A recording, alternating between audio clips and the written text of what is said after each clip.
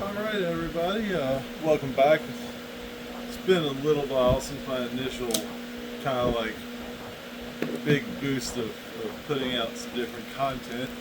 I'm going to be trying to do the uh, function generator tonight. It's pretty simple and straightforward. Full disclosure, I have watched a couple of videos of this being made. I have not tried to do one before. I've not really looked at all the bits and bobs a lot. So bear with me and don't judge me too harshly. Noticeably, you can see both my hands now. I got a mount, and actually, let me hit the button here.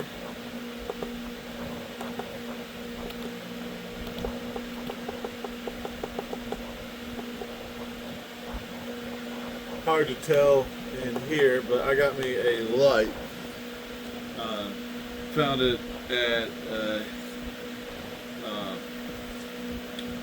Found it at a store for a really cheap one, clearance.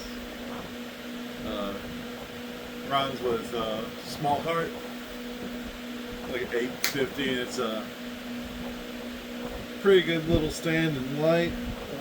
So hopefully that'll be a lot better. I know I use my wife as a focus group, and her biggest complaint, she says she could not watch my videos because of the shaky cam footage that was in all of them. So you'll get to see my workstation a little bit better. Everything should be focused more.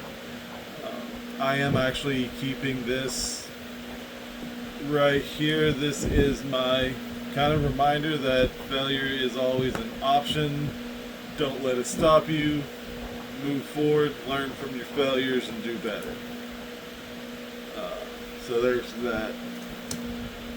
So we kind of looked at this kit a little bit before. It's pretty straightforward. One of my alligator clips on my helping hand there was broken. So you got your two knobs,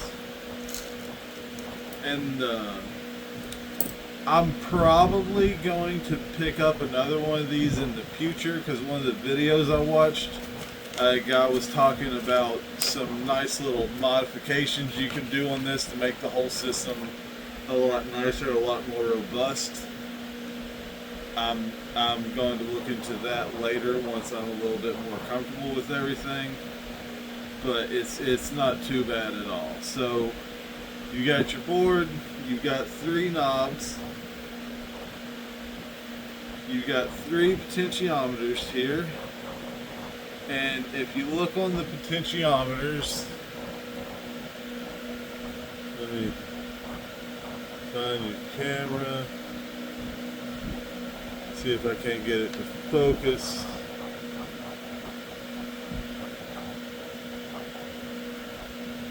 See, this is B503. So you have B503, you'll have two of those, and then you'll have a B401, I do believe. Yeah, B104. So one of the potentiometers is essentially just volume. The other two are well, you've got your amperage, you've got your fine tuning, and you've got your coarse tuning. And the top of this little enclosure it comes with, everything's kind of engraved on it. It's pretty nice. I'm glad I don't have to try and figure out what to do with that stuff. I'm just going to move some of my teardown projects outside for the moment so I can get closer to my workstation.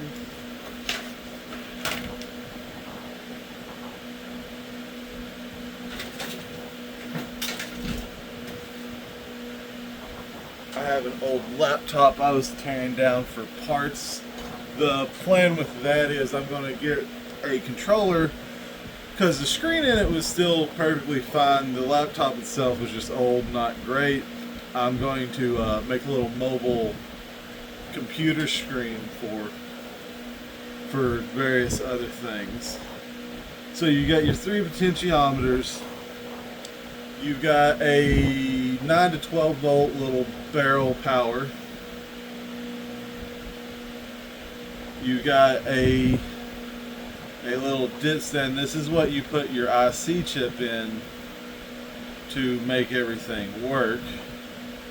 And you do this so that way if you ever have to switch the chips out, you don't have to completely desolder the thing. You can pop it out of this, put one right back in there. As long as your pinout's the same, you just got that. Then you have the actual chip. This is the XR2206.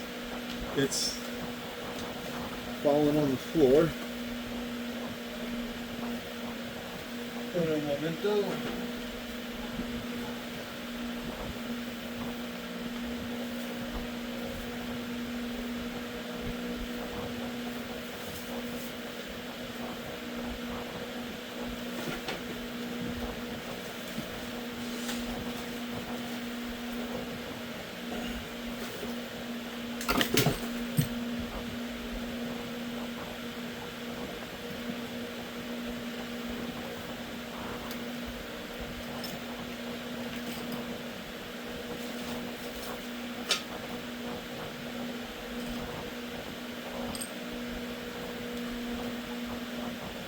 And to help keep that from happening again, I'm just gonna, maybe not, I was gonna step down to this piece of foam, but it's a pretty stout piece of foam.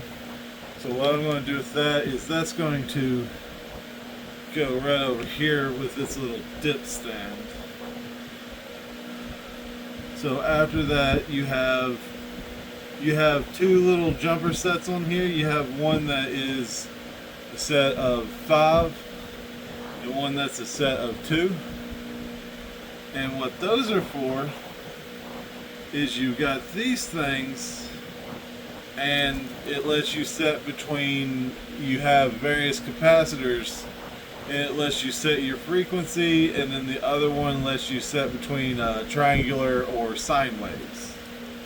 So that's what these little green things are. These are the jumpers. So you solder those on, and those just kind of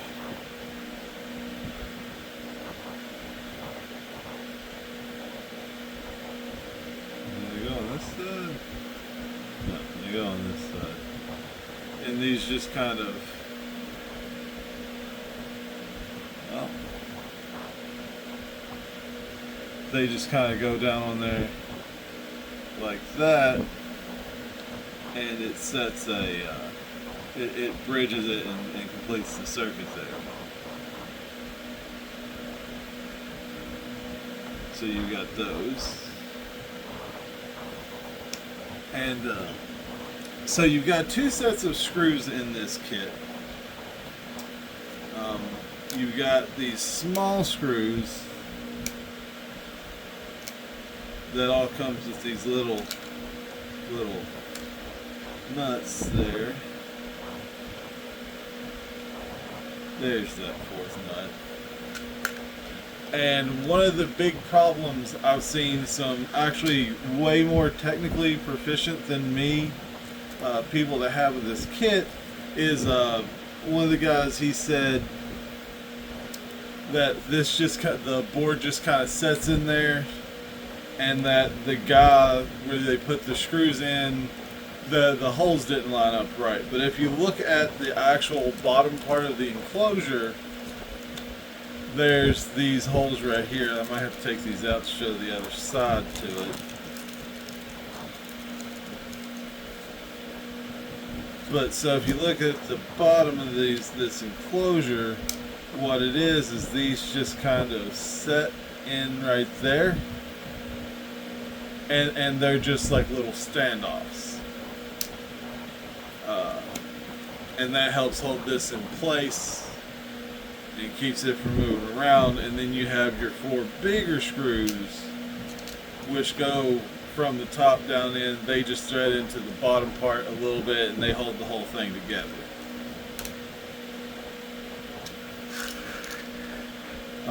So this is actually your outputs. it just goes in over here, and you have a ground. You have ground. You have for your square, and you have for your sine and triangular. Like here's, I don't know. Let me see how close I can get and let everybody see everything. Let me try and get off the glare there. It's a pretty nice board. I'm really happy with it. The traces are pretty simple. I really want to try to make one of these off of my perf board. If you all think that's a good idea, leave a comment. Tell me if I should try it. I want to do something with the perf board, and I figure a function generator would be a nice little, first attempt. Maybe one a little bit more simple than this one though, or maybe something a little bit harder. I don't know. My problem is I get really excited to do the flashy, harder projects instead of the more simple ones that I would actually learn more from. You've got your resistors here. If you look on this, it has everything marked where it goes on the board, what it is, its values, and then it kind of tells you where it goes. So you have three. So you have an 800, an 8509, or 8500 to 50K adjustable resistance. That is these two, the little 50K.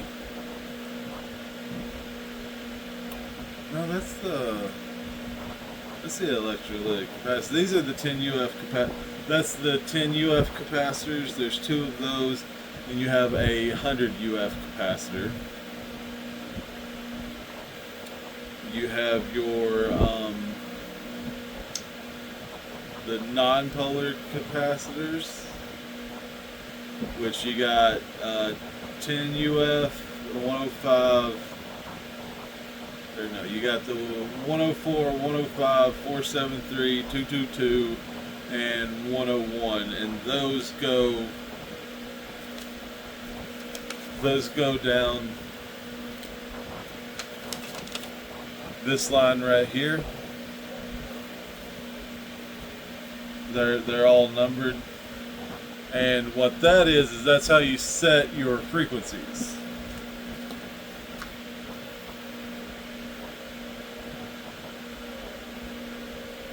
So I've got a little grid thing here, 104, but then 222, make it a little bit easier on me to find them. 101, just if I have those shown, 105, and 473. And then the last thing you have is these, 5 resistors right here, which you have a 5.1K, a 330, a 1000, and let's see, 5.1, 330, 1000, and maybe just a spare one. I'm not sure.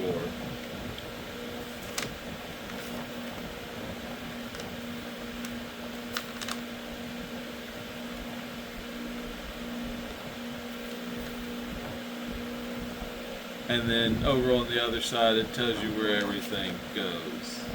Oh, you've got 3 of the 5.1K. You've got a 1 and a 1000. And then a 330.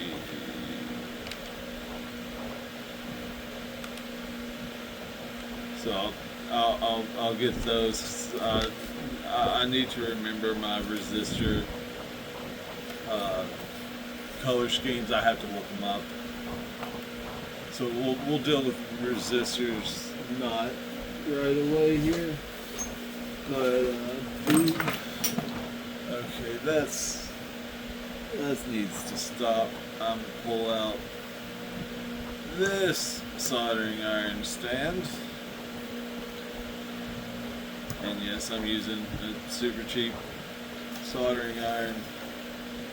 It's not ideal. I'm trying to save money up to get a way nicer soldering station that'll have a hot air gun for surface mounted devices as well.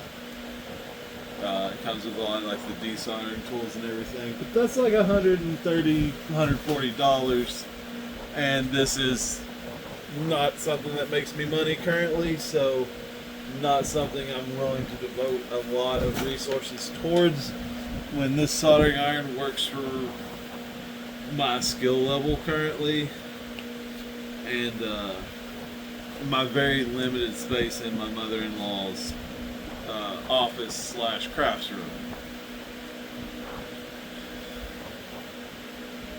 So we got that.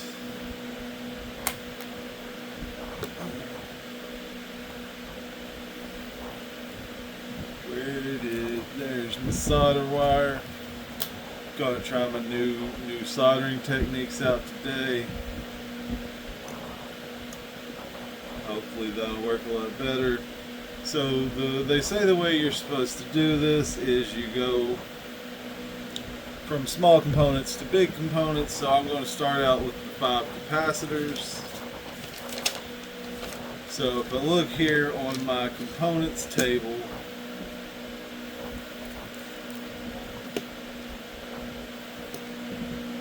you got C1, you got C2, 3, 4, 5, 2, 3, 4, 5, and 6. Wait, no. You got 2, 5, 6, 7, and 8, which is those 5 right there. You got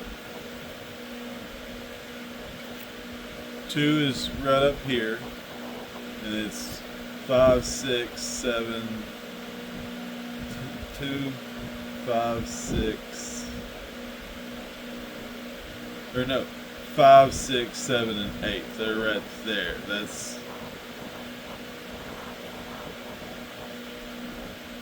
oh yeah, that's where the jumper. That's where the 5-pin jumper goes. Is right there.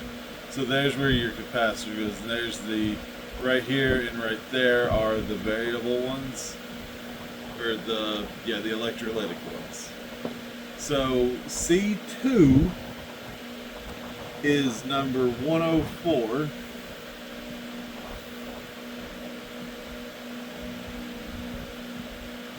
Which was actually the one I put in first.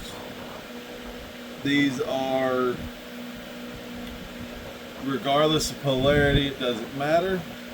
So you just kind of put them down in there, make sure you get it snug, and kind of bend the leads a little bit to hold them in place while you do the rest of them. C5 is 105.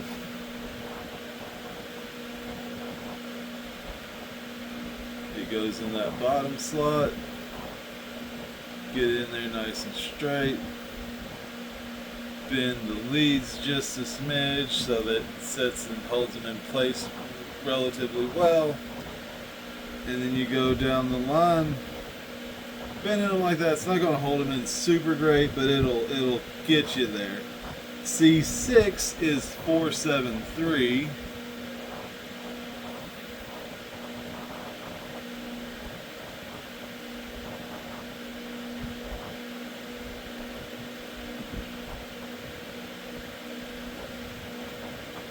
C7 is 222. And they say it doesn't matter orientation, but for some reason it just feels to me like the numbers should be facing the bottom of the board. So that's how I've been doing it. And then the last one, C8, of course, is 101.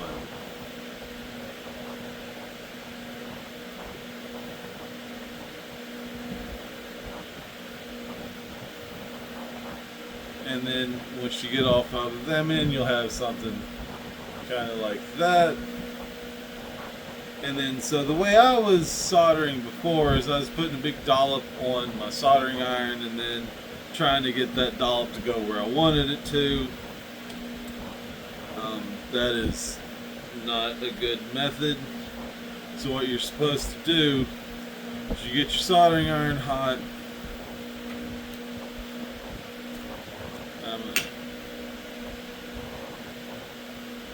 Soldering iron's hot. Clean it off a little bit. This is like a copper abrasive thing. Get the soldering iron nice and clean. And so what you do is you put your soldering iron down, you get the lead hot, and then you melt your solder to it.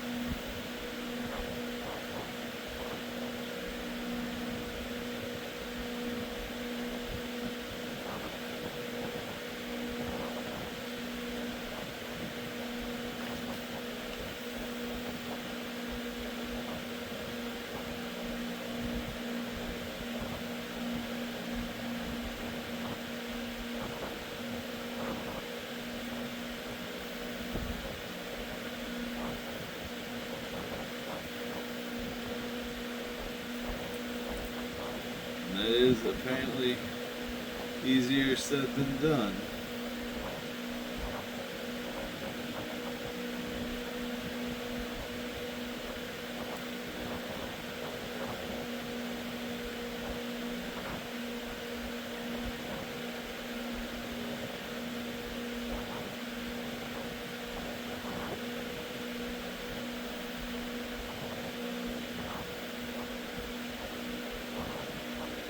I can feel the heat coming off of this thing, so I know it's hot.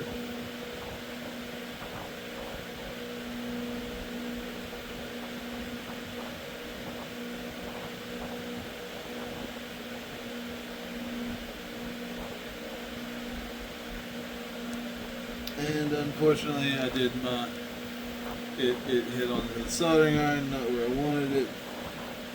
I have never done this before.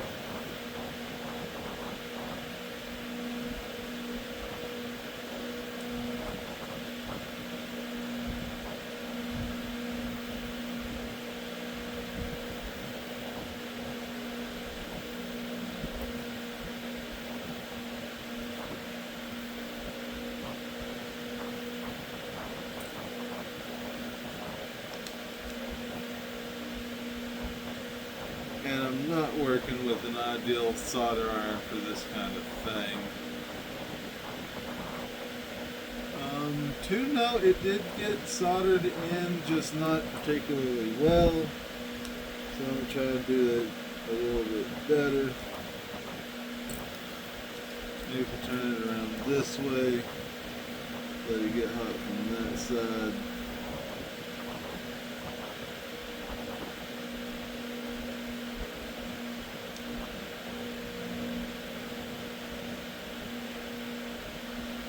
Hey!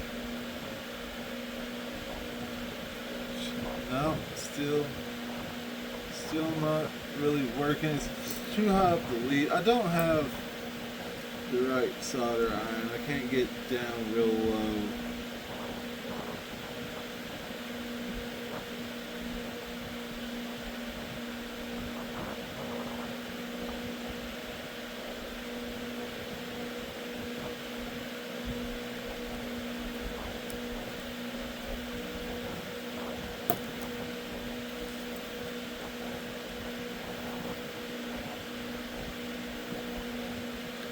I mean, it's really ugly, but I got it.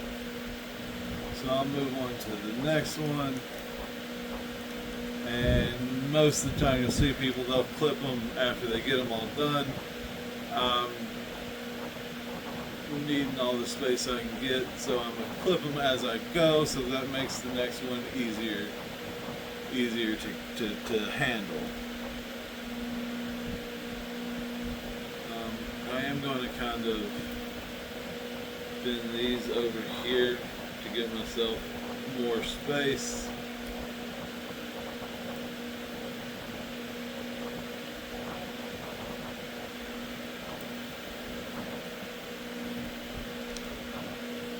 Hopefully this one will go a little bit better.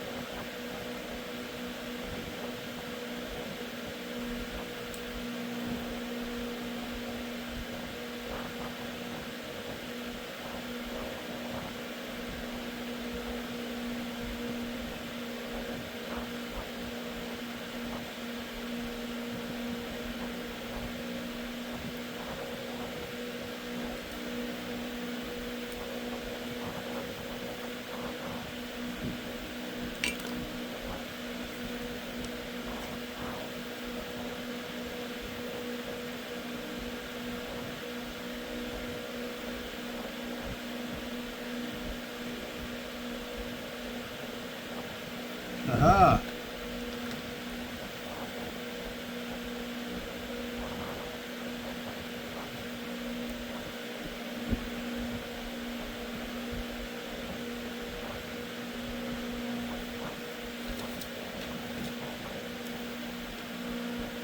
I got it almost kind of sort of.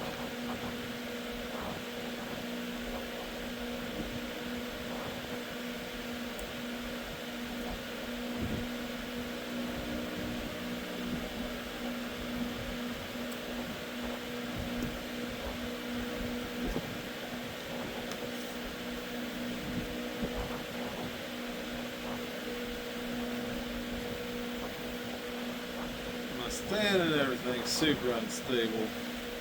Trying to pull off the table, which is why I'm really glad I have this nice silicone mat that is heat resistant. If you can't keep yourself from starting fires, make sure all your stuff is fire retardant.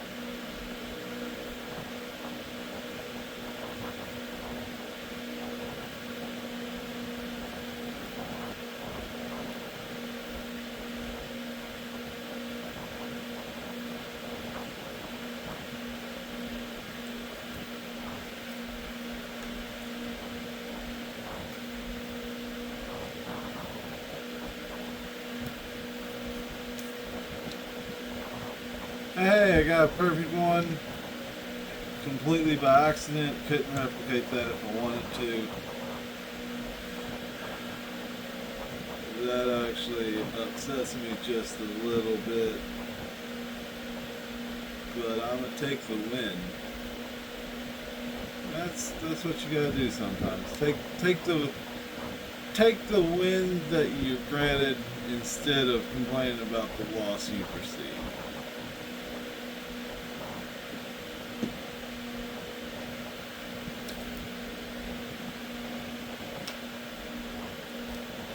Also, anybody watching this knows better ways of soldering or sees me doing something very, very wrong. Please, for the love of God, tell me. I am trying to learn. I want to learn. I want to do this better. I'm having a lot of fun. I would like to be better at it. Because I am very clearly doing something wrong here. I just don't know what. I don't know if it's just that as I do it, I'll get better at it.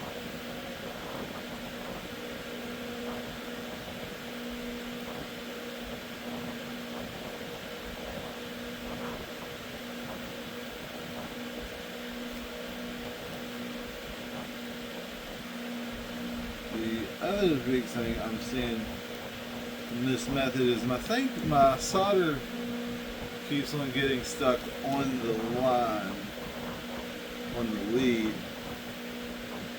And I guess I just need to take the solder away before I take away the soldering iron.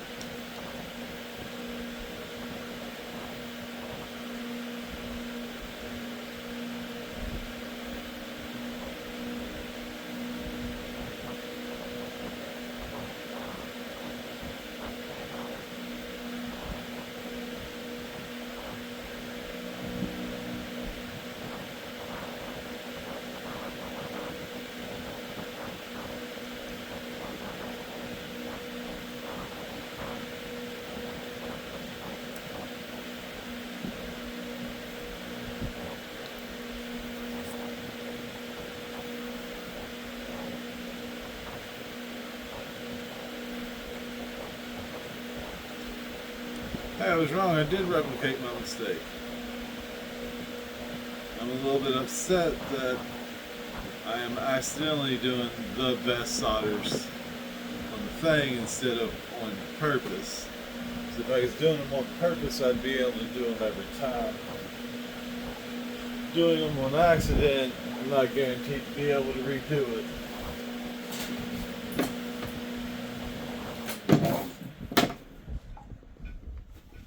I'm also a little bit sad I have to turn the fan off because I think that's the biggest part of my problem. That being said, these are honestly the best solders I've ever done. So the method is definitely, that methodology is definitely the better option. I just have to get better at that methodology, which that's time. That's anything.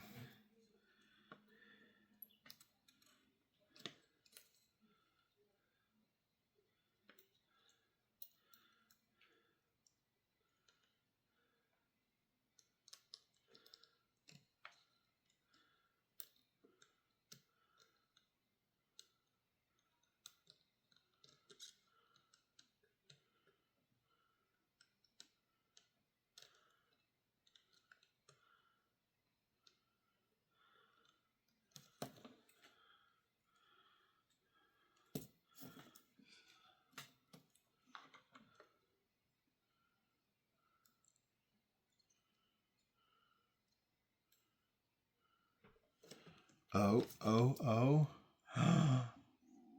By golly, I did it. On purpose. It was definitely the fan, and that sucks because this room gets really hot. But very, very proud of that particular weld. Some of these over here, they don't look the best, but they are working. They're exactly what I was wanting. Not exactly, but close enough to do the job. But that one right there, so you see you'll have the little dollop on this side, and if you flip the board over and you look, it'll actually come through and up on the other, and that guarantees the best connection for the component. You want that so that way you know it is fully seated against that. Now to just be able to do that all these other times.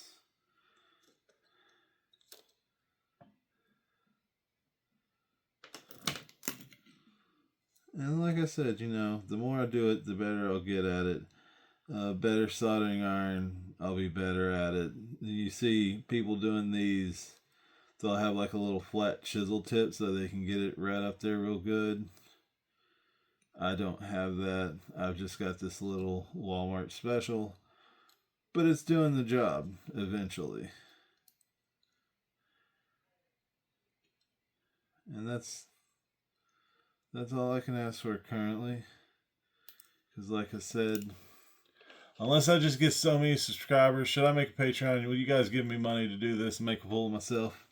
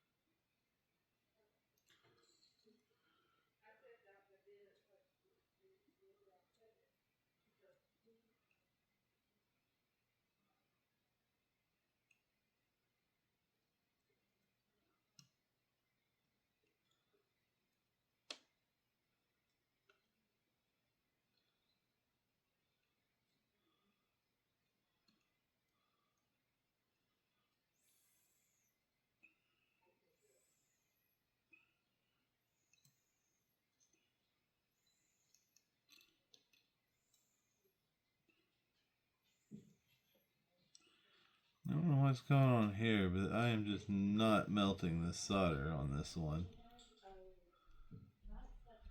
There it went.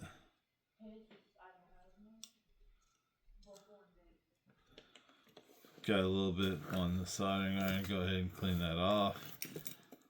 Got a little bit on my finger. There's my first burn of the night.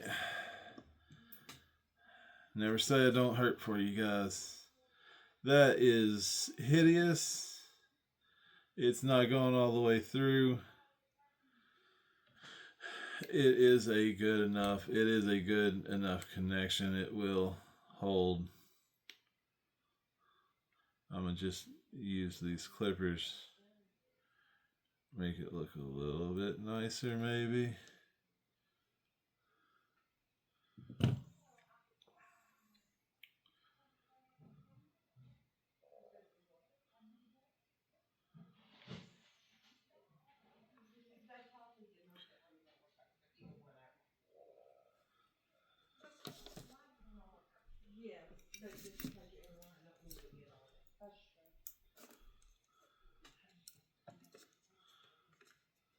And then I'm just going to go down this line again, clipping them as I go to make this easier on me because I suck at it currently.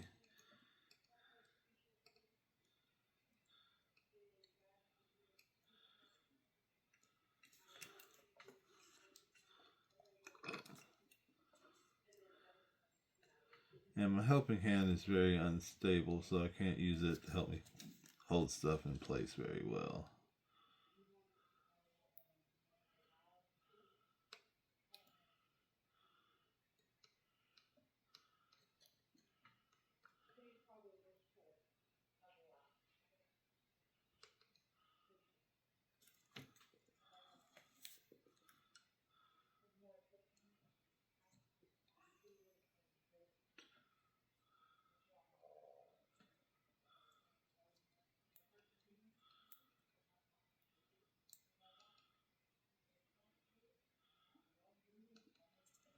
And if anybody knows why I'm having so much trouble melting my solder, please feel free to tell me. Because like it touches the iron, it's instant.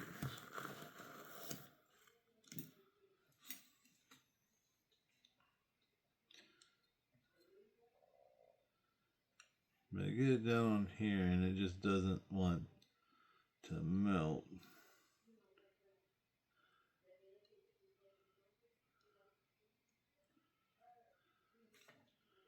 And like it should do, because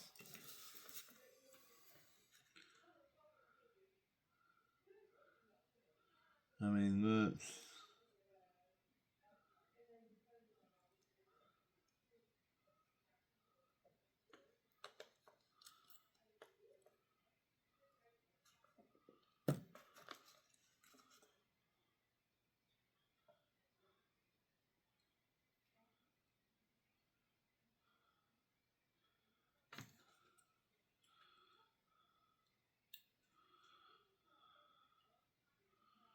That one is just the very barest of connections to it. I've got to do that one better. That one won't hold up.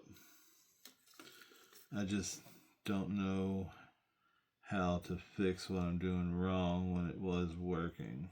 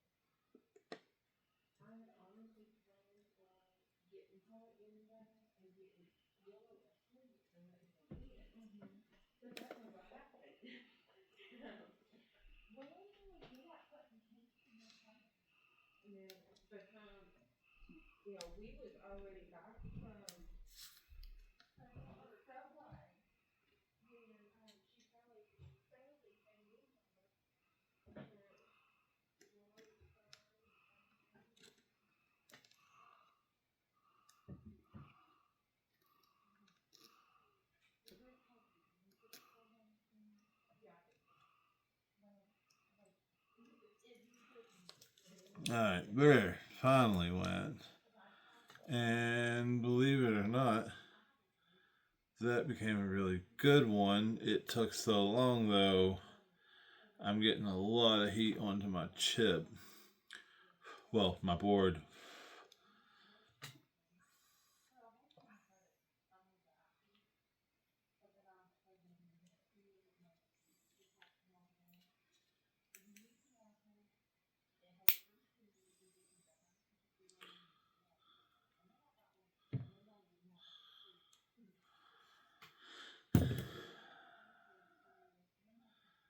Getting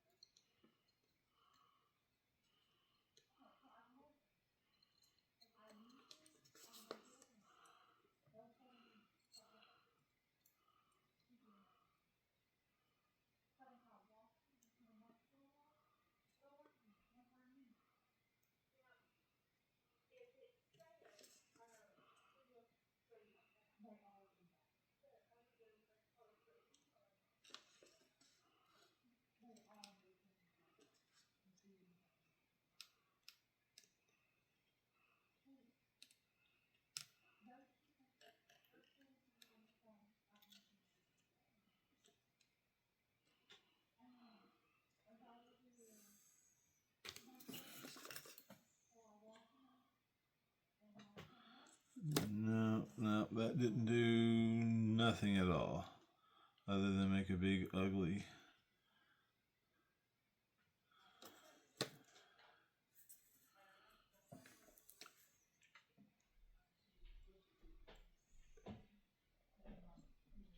I'm gonna show you your room. You heard your jacket? Yes.